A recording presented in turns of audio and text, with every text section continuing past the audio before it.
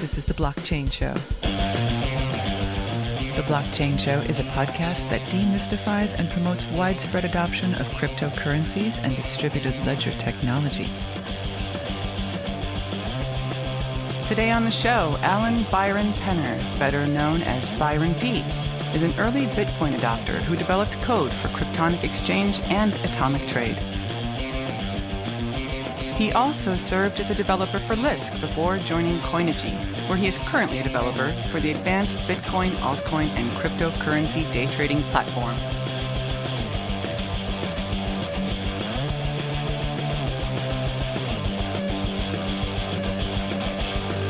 Today's episode of The Blockchain Show is sponsored by Coinigy. Coinigy is an advanced Bitcoin, altcoin, and cryptocurrency day trading platform compatible with every major cryptocurrency exchange. Manage all of your exchange accounts under one simple interface while taking advantage of Coinigy's full-featured analytics and trade execution tools for cryptocurrency trading.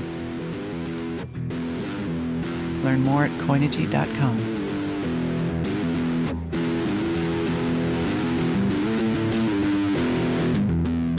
Are you looking for an easy way to buy Bitcoin or Ether on a safe, secure platform? Coinbase is the easiest place to buy and sell digital currencies. Sign up today as a friend of the Blockchain Show, and if you buy or sell $100 of Bitcoin or more, you'll earn $10 of free Bitcoin for yourself and $10 of Bitcoin to support this show. Join now using the link in this episode's show notes at theblockchainshow.com.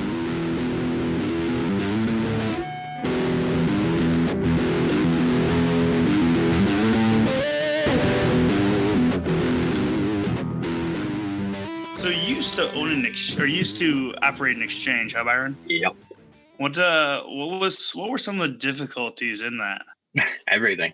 Everything. Was there anything easy? No, nothing is easy. But then again, nothing worth doing is easy. So yeah. I mean, I don't regret any of it. Matter of fact, I love doing it. It was tough, and it was a 24-hour, 7-day a week, round the clock job, but. It was cool. Do you want to give like a brief introduction so our listeners kind of know who you are? I'm Byron Penner, otherwise known as Byron P. I'm a software engineer, and I've been heavily into crypto since, probably before any of you guys even remember. Before we can remember, what does that mean? Bitcoin was just a bunch of console client apps that barely worked. We talking like Hashcash or something, or? I guess it was late 2008, 2009. Okay, so. It was right at the very beginning. So you were there with what is it? Who bought the pizza or who sold the pizza? Zazbo? I remember that, yeah. You remember that? Mm-hmm. And were you there for the first on-transaction trade between, was it Szabo and Satoshi? No, that was in the first few blocks. Okay, so not quite that early. No. But before the pizza. Yeah. Before we actually had an exchange. So what's it like running an exchange? It's like being married to a really fat woman who refuses to cook. Yeah. There's a lot of food all around you, and you get smacked on the hand if you touch any of it.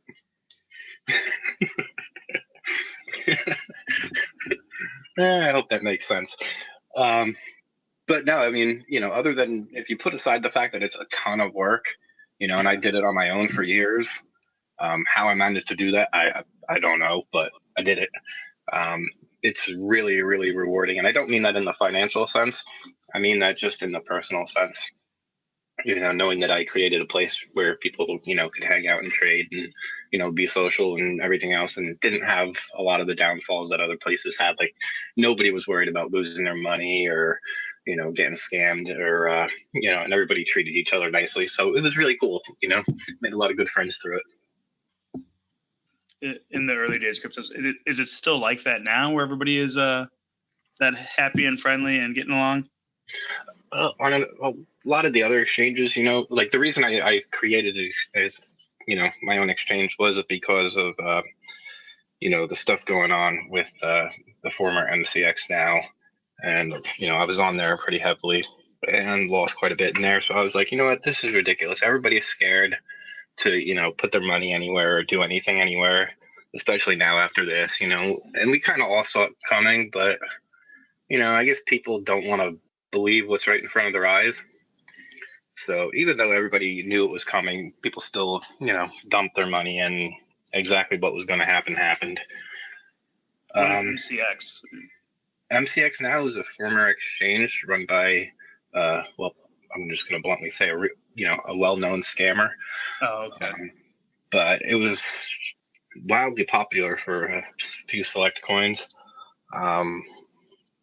There was a lot of manipulation, market manipulation, a lot of trash talking, a lot of money that just went missing. And then in the end, basically what happened was he sold off millions of dollars of shares as a profit share for the site, and then the very next day basically shut down the site.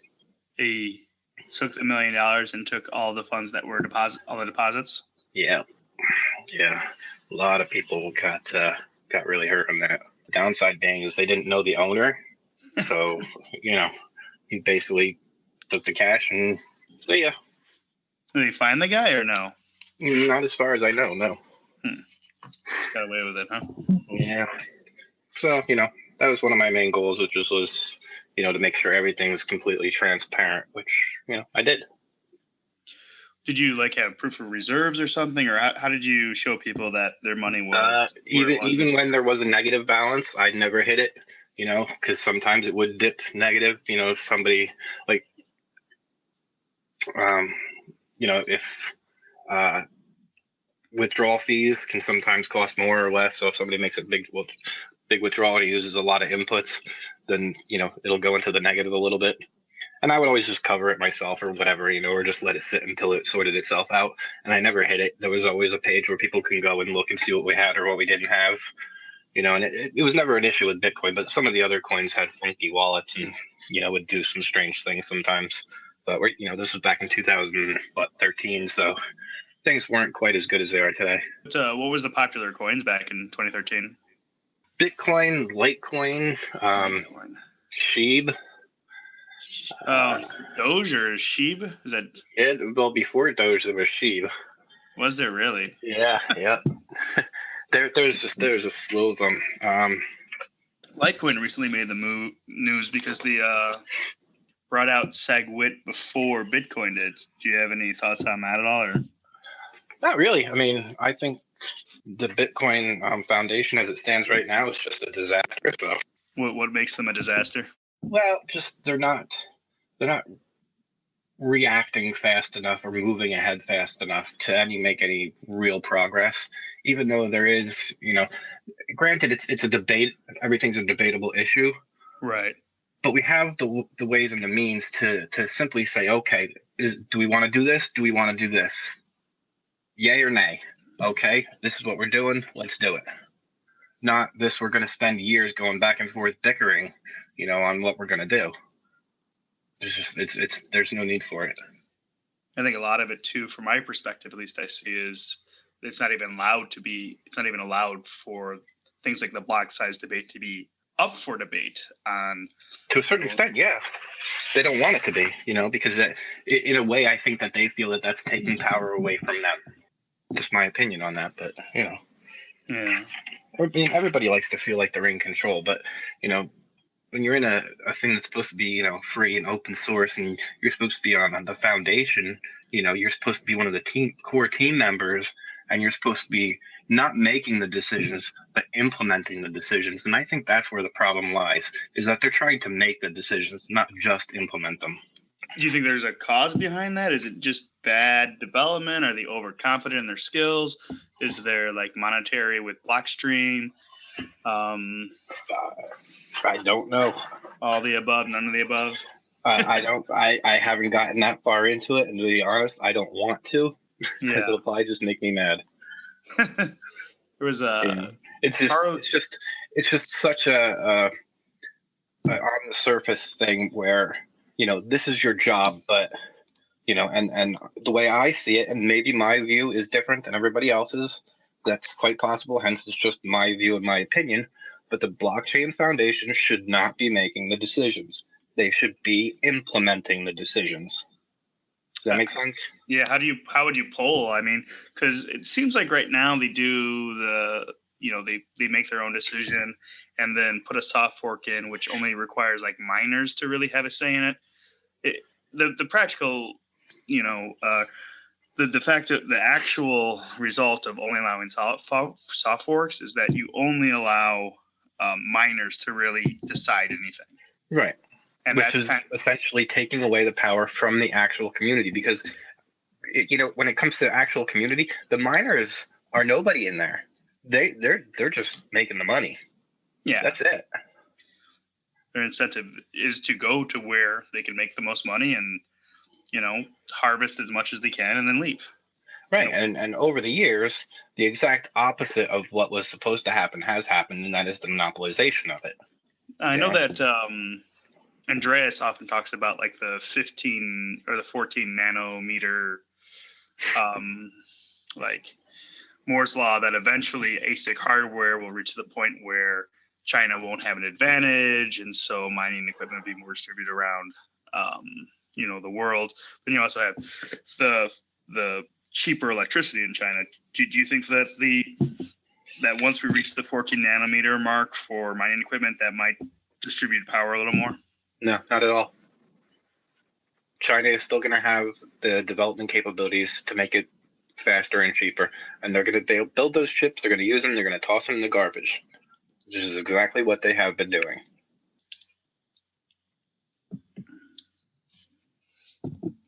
Is that bad for Bitcoin? Is it good for Bitcoin? Am I a bit xenophobic by that, or? Well, I don't know. I mean, your stance is your stance, and I think everybody's entitled to their stance, which is a core foundation of Bitcoin. Is that everybody is supposed to be who they are, just like Bitcoin is supposed to be a combination of everyone. It's supposed to be free, open source for everyone.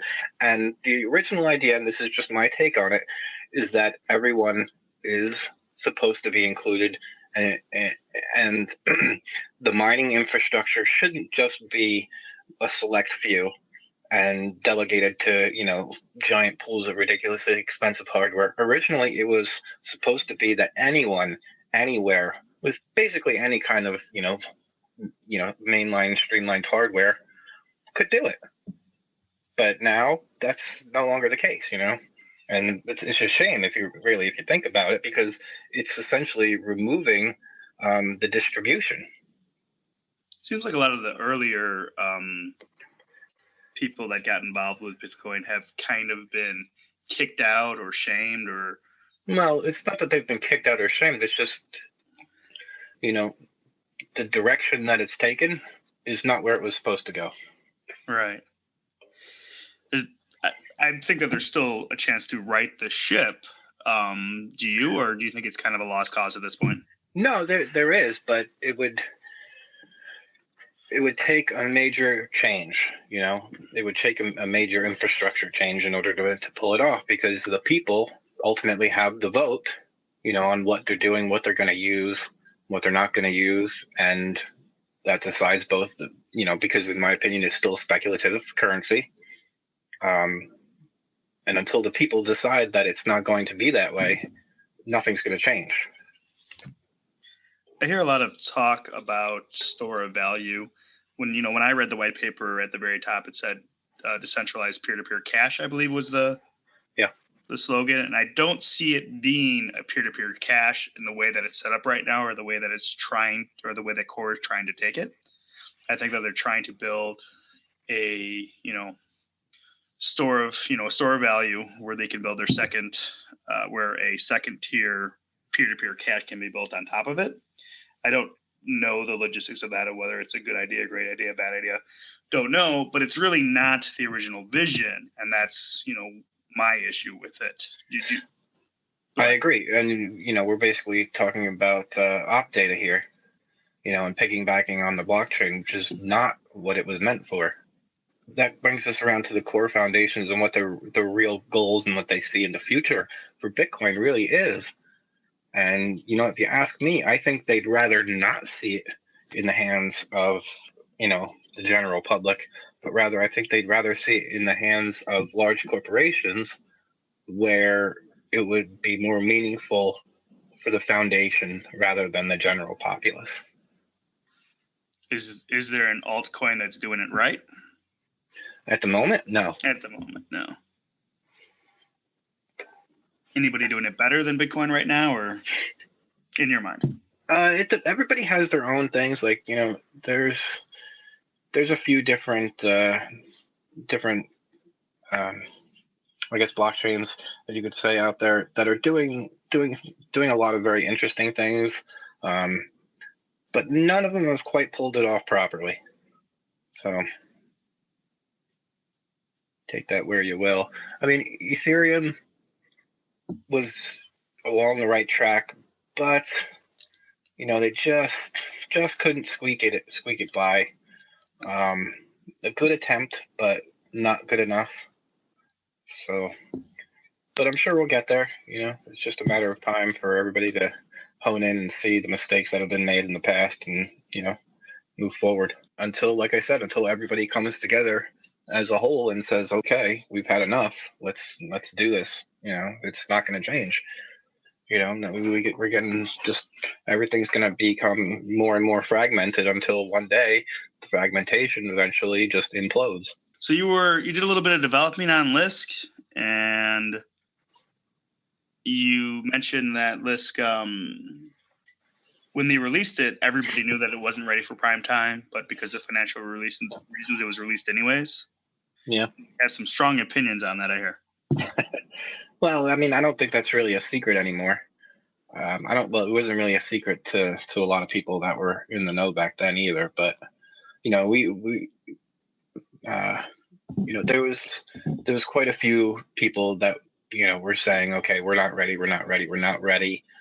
But as you know, there's two people that were really steering the ship on that one. And, they made the call, even though they knew what the result was going to be. And are those two people, are they, I did read an article once that kind of called into question their character a little bit. I don't remember exactly what the article was or not. Do you know if, like, they have the best of intentions to really release a great, JavaScript smart contracting coin, or if it's just kind of like a money grab? I'd rather not comment on that. I mean, only because I have my own personal opinions, which are only based on what happened, and I don't want to comment on someone's character without, knowing their actual thoughts and reasons. Yeah, it seemed a bit money grabbish to me when I looked at the coin. But I didn't, I get to say that because I didn't research a ton, so I could be totally wrong. It's not. It doesn't take a genius to see, okay, clearly these guys took an investment. We delayed, I think it was like a month or two, and then released, and it wasn't good. So, I mean, what are we saying there? Are we saying we were just pushing it out just to make other people happy, to show, that something was being released? Is that a money grab, or is that just stupidity? Right. Yeah, I was talking to Paul Pouet of Airbits, and he had mentioned the whole Arcade City thing and working with Christopher David. I don't know if you're familiar with any of that stuff, but they kind of kicked him out and took over the company because he was definitely, somebody with kind of like a shady background where he had done some interesting things and didn't really, had some really, really poor execution for Arcade City. And so they booted him and renamed it to Swarm City, which is kind of a bad name, but yeah, but there's a lot of examples that have done similar things, and and right or wrong, I mean, look at Steam or Steam It, whichever name you'd prefer to look at it as, right? And I won't name names, but we all know who they are, and they basically control everything that goes on our blockchain, and it raises the question, I mean, and they've made a boatload of money off of it, and they're still making money off of it. They control the controlling shares on the chain. They control the code that goes out to the public. They control basically all of it, and is then that proof of stake coin? It's a DPoS. What's that? Distributed proof of stake. Okay. But it's weird. It's its own type of DPoS. But basically the problem is that Steem is supposed to be, like a sort of like a Reddit, like a news outlet, a freedom of speech. But then on the same token, you have, we'll just call them the owners, basically doing just that, which is, taking away that freedom of speech and, editing and trying to get rid of a lot of the freedoms that, were basically the core idea behind it. And if anybody speaks out about them against their actions, well, what do? They strike back and, So, it's not limited to just one particular blockchain. It's all over. And, if you look back at the original foundation, the core concept of what the blockchain was supposed to bring, and this is just my personal opinion, is that it's more than just a decentralized ledger. It represents global freedom, and when you start taking away and chipping away at those freedoms, well, are you really benefiting everyone on a whole? Just a lot of stuff that ticks me off. Yeah, that was, certainly a huge, huge aspect of it. And I think it's still, the hope of the project, but I don't know if really, people have been good stewards of that. Providing no, they haven't, and it's pure and simple greed. Completely what it boils down to: control and greed, which basically are, wrapped up into the same ball. Now, if we just sat down, and everybody as a community just said, okay, we're gonna put this shit aside. We don't care about actually making money. We care more about the future and what it's gonna mean for our children and their children, then we'd be able to get our heads out of our asses, and stop thinking with our own wallets and move forward into building something that's going to change the future for the good, instead of sitting here worrying about, how many Bitcoin do I have? How much can I make off of it today? Well, you know what? There's more to it than just that. Why is it important that we get financial matters out of government hands? You just said it right there. It's not even in government hands. Therein lies the problem. It's not controlled by government. Every single American dollar, I'm not going to speak for other countries, obviously, because I don't know their financial system too in depth, but I know in the American economy, it is run by a cartel. The American government has nothing to do with its own currency. Why is it important that we take control away from the Fed for our financial decisions? Well, because it's not backed by anything anymore. It's a negative currency. Each dollar is an IOU. It's worth less than the paper it's printed on. It's actually a negative dollar value. And this only became true after we went off the gold standard. But in the long run, what it did was essentially, put us right where we are and where we're going in the future, where our currency is a negative currency. It's not worth anything. It's actually a debt. So until we can have a currency that actually has a positive value, any investments made in anything that's retaining its value via a dollar is worthless. It's a negative value, So unless you actually physically owning gold or something, you don't actually have anything except for a big pile of debt. Yikes. So what, theoretically, if the dollar were to tank in the next coming year and people had Bitcoin, do you think that since the dollar is so global, what do you think would happen to the Bitcoin community? Worst case scenario. Worst case scenario is if we, and it's going to happen eventually, just a question of when, is, the American dollar has been the world standard for the longest of any, fiat currency. So it's bound to break sooner or later. We're long past our time on that. So, once the oil either dries up or other countries stop, refusing to use the dollar as their only source of currency for oil, then something else is going to happen. Either a distributed currency is going to come out. We're going to have to fall back to gold, or some other currency is going to rise up to take over, whether it be like a European currency or an Asian ruble or something. But something is definitely going to have to break sooner or later, and it is going to put virtual currencies. Which one? I don't know, and I can't speculate on that because we don't know exactly when it's going to happen, and a lot can happen between now and then. But we'll just say for the sake of argument that it's Bitcoin, then yes, Bitcoin is going to be, maybe it's not going, I don't think it's going to become the world standard, but I think it's also going to, take a major gain when it comes to adaptation and daily usage.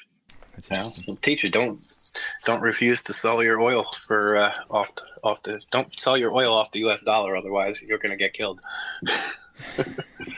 Man, I'm waiting for the feds to show up at my door now for just saying that. Yeah, how quick are they? Luckily, we live in a country where they just kind of laugh at you. So, yeah, well, what the sad part is, we live in an uneducated country where they keep these things out of the textbooks and out of schools, and they don't want the American population to be educated in their financial system. Well, that would cost them money and cost them power. Mm-hmm.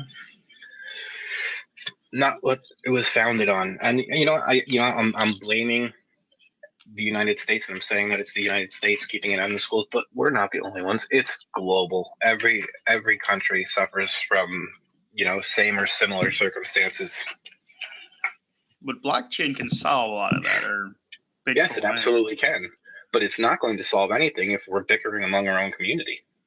Once you start getting investors with large sums of money coming in, they don't care about the end result. They just care about the game, and that's where it all falls down. But, on the plus side, I'm talking a lot of negative here. There's good things coming out of it too. There's a lot of different projects. Granted, I don't think they're going to really go very far, at least not in the current state. Like Storj, great idea. Lisk was a great idea. Poorly implemented, poorly written, but, and same thing with ETH. ETH was a great idea, poorly implemented and extremely poorly written, and that code base is just horrid to look at. But, the ideas, the concepts are there. Now, if we can combine all these concepts and get things right, now we're talking. We're making a huge difference, for the future. Sarah's pretty sure that Satoshi was an alien. What do you have an opinion on whether Satoshi was an alien or not? No, he was a Cylon. He was a Cylon? Yeah. No fracking way. Love it. Everyone will find out who Satoshi really is sooner or later. Yeah. More later. More later. It was a Cylon. I heard it here first. Did you talk with Satoshi at all, or have a conversation with him? No comment. Okay, I'll take it as a no comment. And does it really matter? Because when he does come out and say something, yeah, people ignore it anyway. So. Now that is interesting. What did he say that people ignore? Over the years, lots of things. Like, I am Craig Wright. Sorry. Oh, come on. You got to admit, that's freaking funny.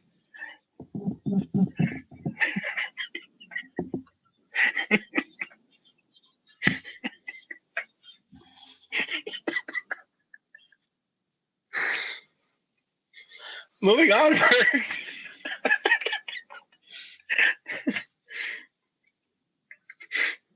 Hey, if you want me to sign something for you.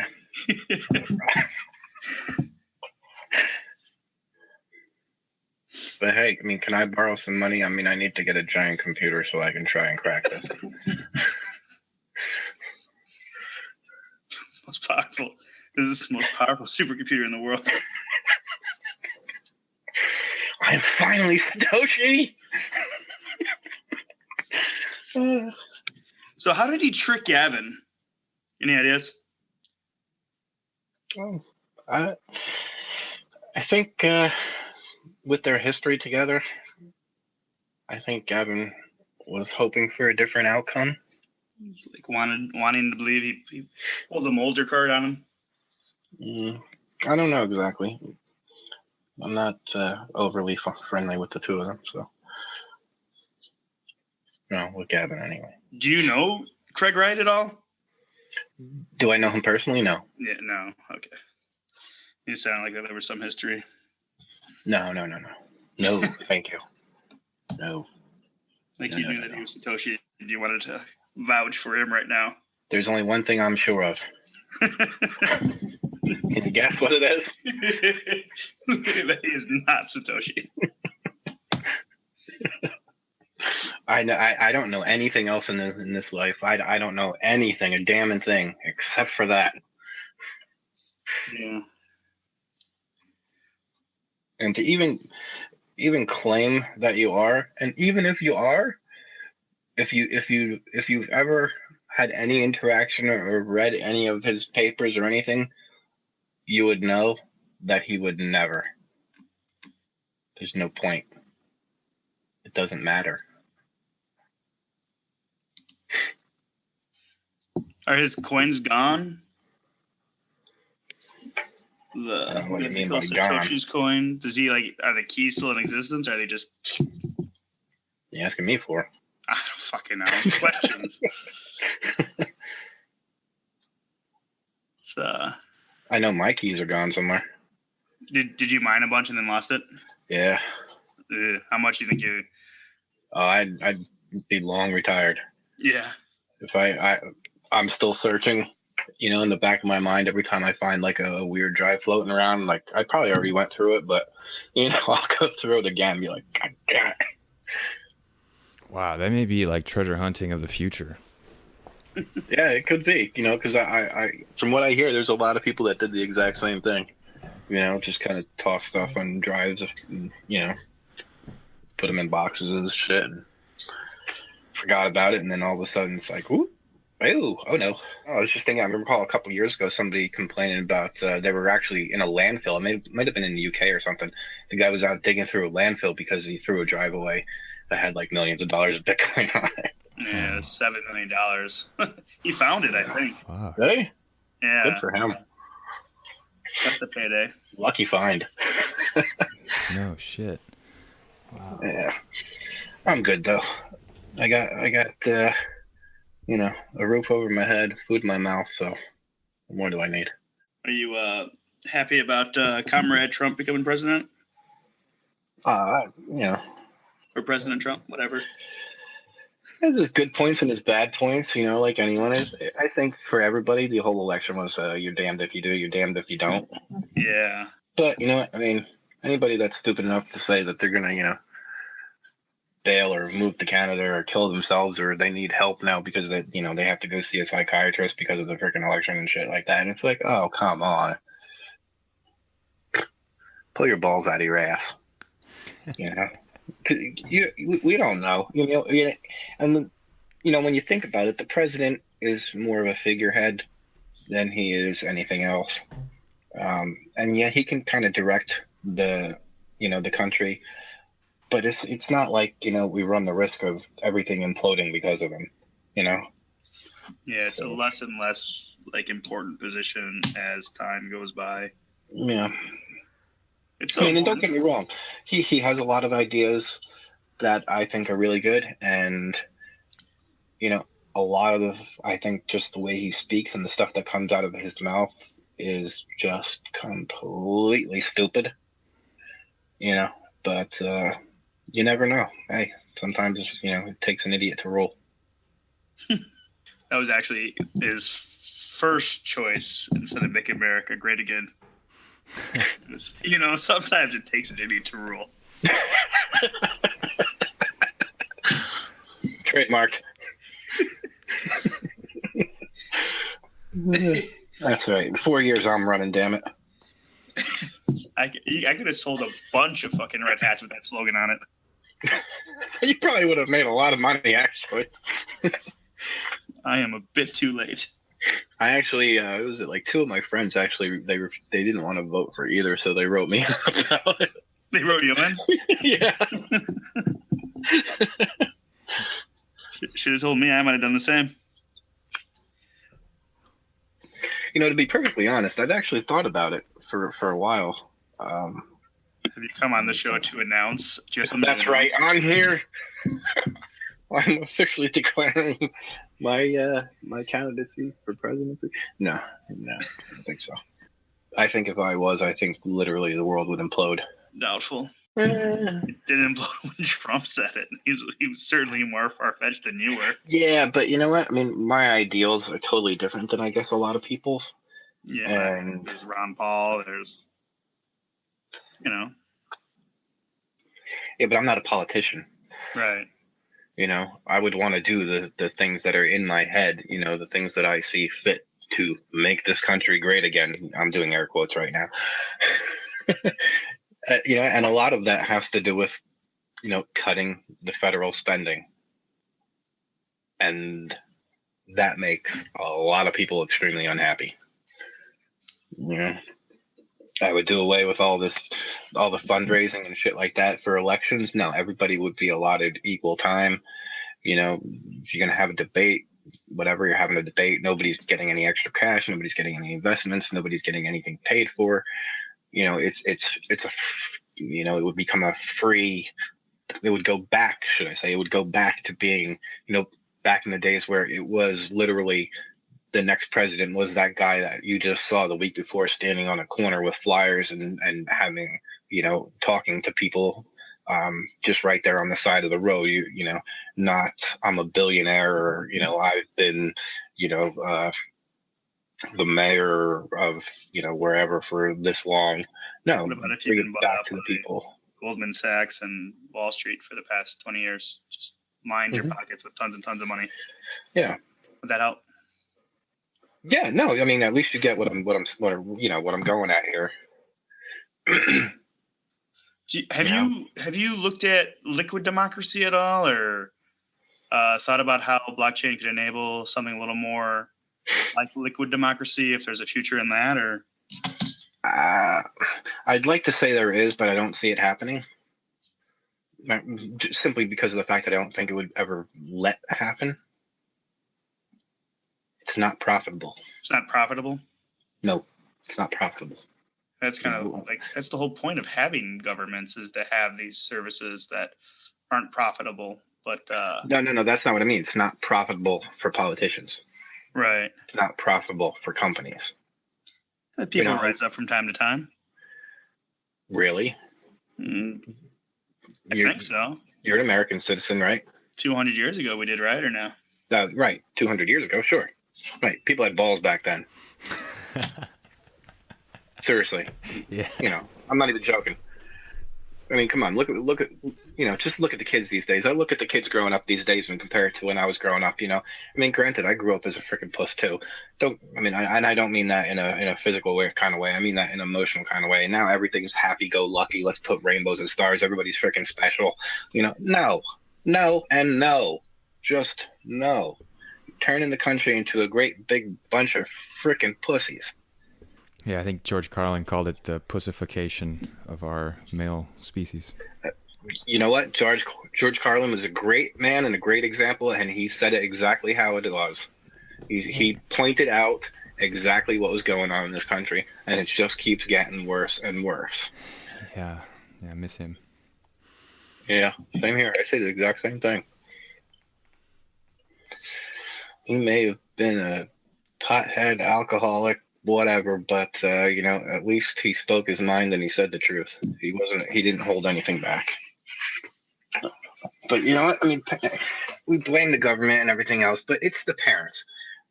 And a lot of it is I don't know your guys' age, but I just turned 37, so a lot of people in my age category, my age group, are the parents, and a lot of them have turn their children willingly into these monstrosities. It's just ridiculous, and then they complain about it.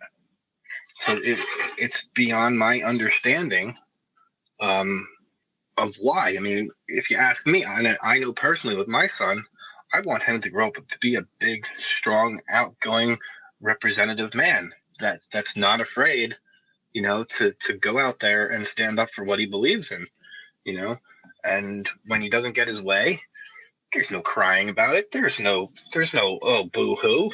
No, this is what happened. I'm accepting what happened. I'm going to take what happened, and I'm going to move forward. I'm not going to sit here and moan about how much, my heart hurts. I need therapy now. I need to go talk to someone. No. So if you don't want your kid to go out and do something that they could potentially die doing, they might as well live in a bubble. Now, don't get me wrong. I'm not saying go out and try drugs. Go get yourself, a bag of crack or whatever, and just because it's dangerous. No. Well, we all know he's a crackhead, but you know what I'm saying. I mean, you have to be the risk taker these days, because the guy that's just sitting there doing nothing and keeping quiet, staying calm, is not the guy that's going to do anything to better the future. I constantly ask myself, and I don't know, maybe I'm just weird, but I constantly ask myself, why am I here? What's my purpose in life? And I always come back to the same answer. What can each and every one of us do, even if it's something really small, that's going to make this world and leave it better than when we got here? Yeah, what do you think about the price of which ones do you watch the price of? Bitcoin and anything else? Or I honestly only look every once in a while. My head's been mainly just in code lately. Yeah. But with the Chinese government stepping in, putting their foot down a little bit more on the Chinese exchanges, I think that's really a good thing. For the price, or for just? No, not for the price, just for the community as a whole.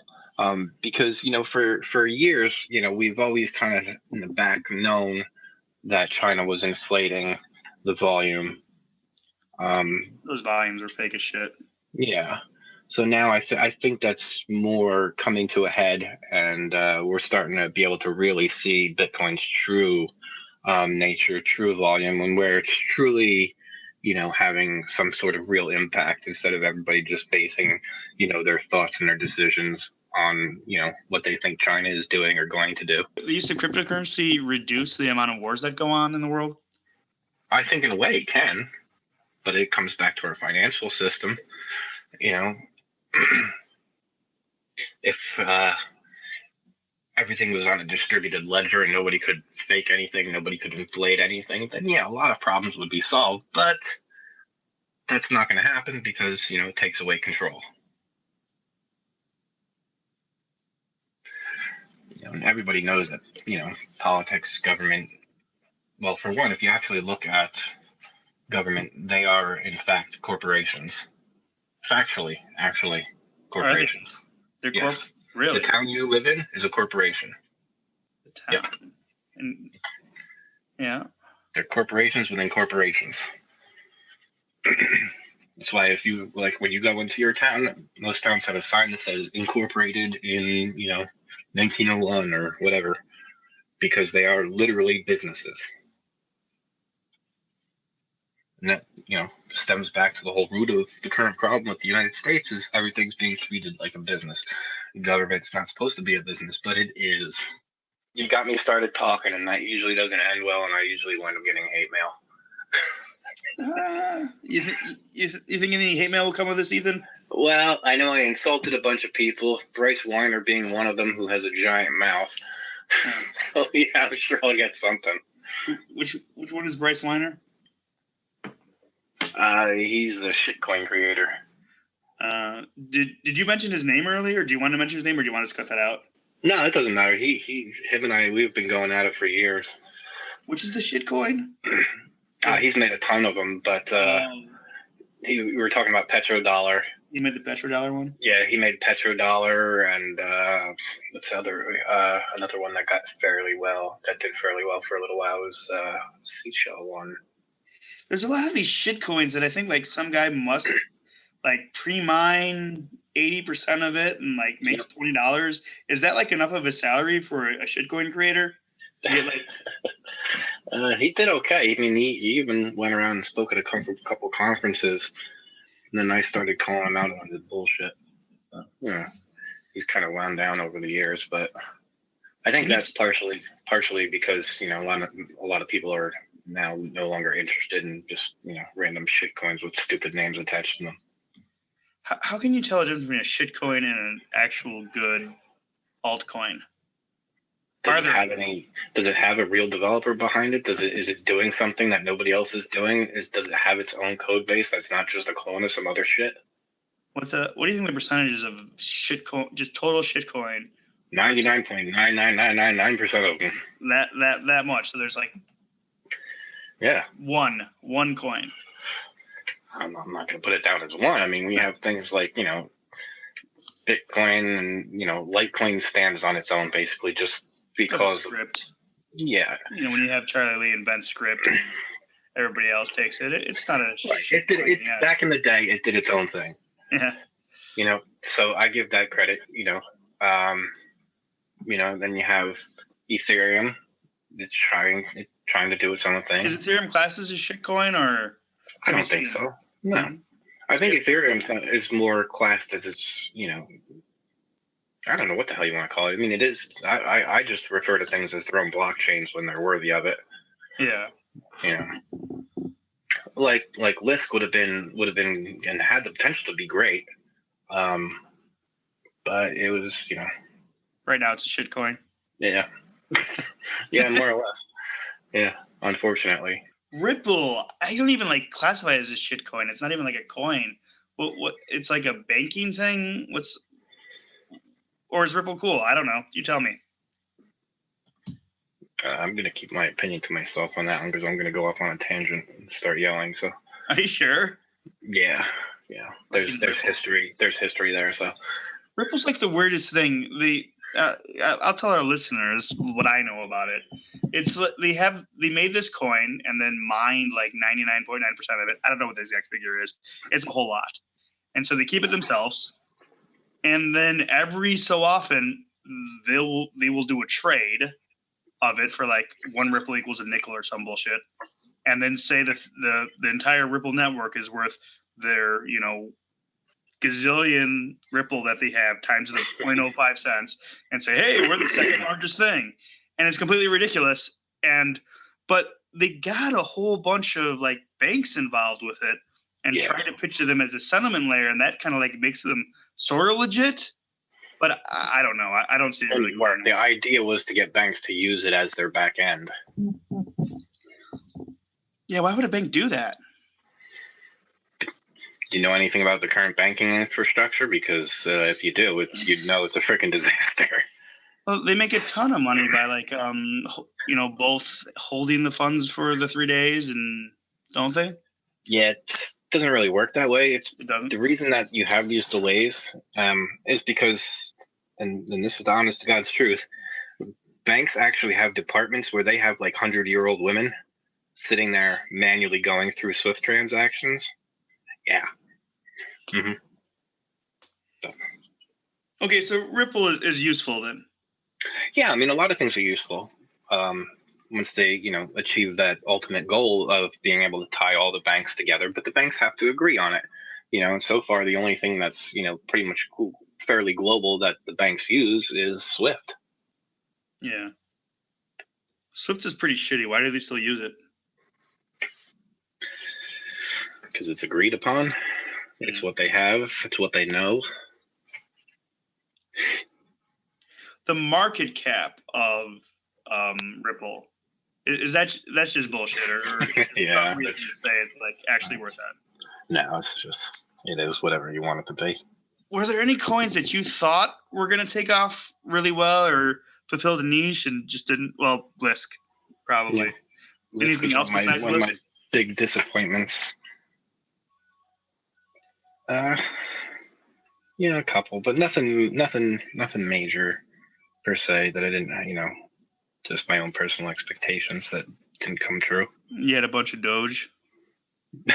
No, I never got into that crap. No. Branding's pretty big. Yeah, it is. That doesn't mean it's worth a damn. You can put a dog on the cover of a race car all you want. Don't mean shit to me. It doesn't matter. I've started working on my own coin, so my own blockchain. Do you have a coin coming out? I'm not saying it's coming out anytime soon or anything, or if I even ever will. But yeah, I've been writing some code for a new one using SHA-256 or script or your own thing. Well, it's all written my own code. It's all written by my own hand, not based on anything else per se. It doesn't take any code from anything else. But what's the proof of work, proof of stake, proof of Byron? No, it's a modified version of distributed proof of stake. Oh, okay. With a Blake 2 as an algorithm in the background. I don't know what that one is. I'll have to look it up after the show. Blake 2? It's similar to SHA-3. Okay. It's fast, it's lightweight. Mining, even though, you've come to think of deposits, whoever holds the most coins, reaps the reward. But, my idea was to work on that and make that a little bit more fair. It's a long ways off. That's pretty cool. But basically, my goal with it is to fix a lot of the things where I think Ethereum went wrong. Oh, it's going to have like a smart contracting platform in it? Or like a full, what do they call it, Turing complete language or no? Yeah, actually, it has a full, I don't know how to say this without giving too much away. It has its own runtime engine in the background, and basically you you can create your own applications. It's very easy for even novice people to learn and write. You just call them applications instead of something stupid like smart contract? Yeah, because it literally, they are applications. They're not smart contracts. They are literal blockchain applications. Which I guess a lot of people would call DApps or distributed applications. It's just a slightly different take on that. It has its own sandbox back end, that compiles and runs the code in its own native format. So just trying to do something to move forward a little bit. Whether it actually comes out, I don't know. We'll see. I don't know. I talked to a bunch of other people. I talked to, I don't think Steve was in Coinigy yet, but, I was talking to the rest of the guys in Coinigy about it and, weighing down the plans with them, what I wanted to do. And, there's the old debate of whether, because if I sought out funding for it, I figured my estimates would be somewhere around $650,000 to $750,000 to really get it going. I could do it fairly quickly, but then, what do I give up in exchange? You know what I mean? Or, if there's just a whole ball of wax to the whole thing. Yeah. Would the coin be used as fuel for running these dApps? I mean, if that's the case, you could legally do like a, pre-sale of the coin. Yeah, actually it is, but it's, how to describe it. I guess stuff might be still too little in the works to bring on the show. No, actually, it runs. It runs? Wait. Yeah. What is it written in? I don't know if I want to answer that. Okay. It's written in C#. C#. Okay. And so. And it runs on Windows, Linux, Mac. And it's written from the ground up, so it's not just like a clone of Bitcoin or Litecoin or something. No, there's no shared code of anything anywhere. And right now, I could go and create my own dApp that can I create a dApp that,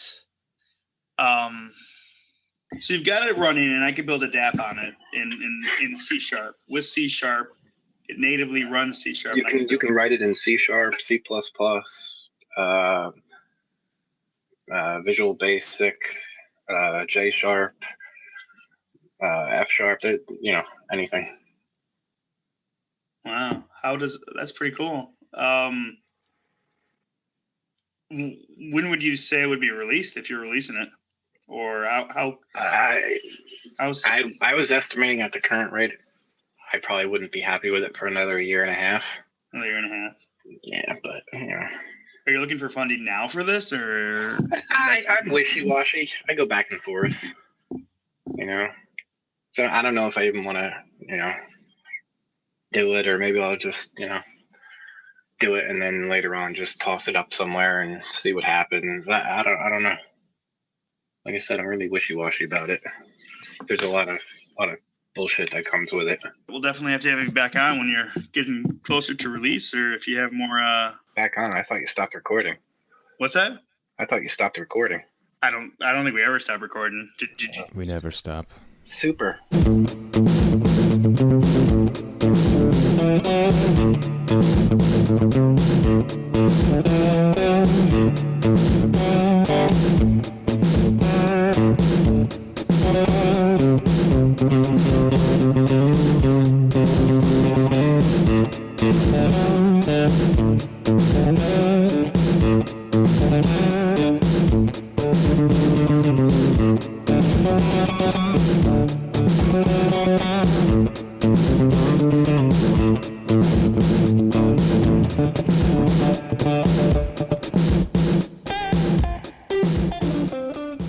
Today's episode of The Blockchain Show is sponsored by Coinigy. Coinigy is an advanced Bitcoin, altcoin, and cryptocurrency day trading platform compatible with every major cryptocurrency exchange. Manage all of your exchange accounts under one simple interface while taking advantage of Coinigy's full-featured analytics and trade execution tools for cryptocurrency trading. Learn more at Coinigy.com.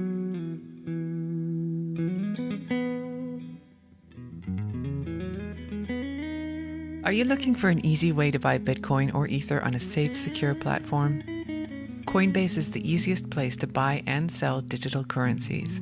Sign up today as a friend of the Blockchain Show, and if you buy or sell $100 of Bitcoin or more, you'll earn $10 of free Bitcoin for yourself and $10 of Bitcoin to support this show. Join now using the link in this episode's show notes at theblockchainshow.com.